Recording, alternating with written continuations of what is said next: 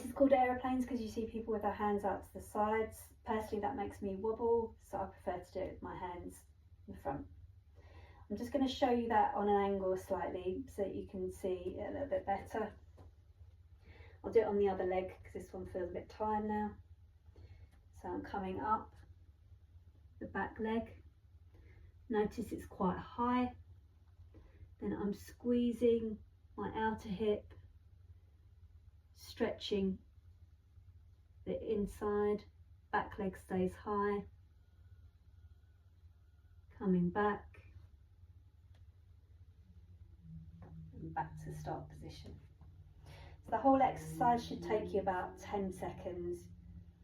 You want to be coming forward into the first position, about 3 seconds, opening out, about 3 seconds, back to the centre,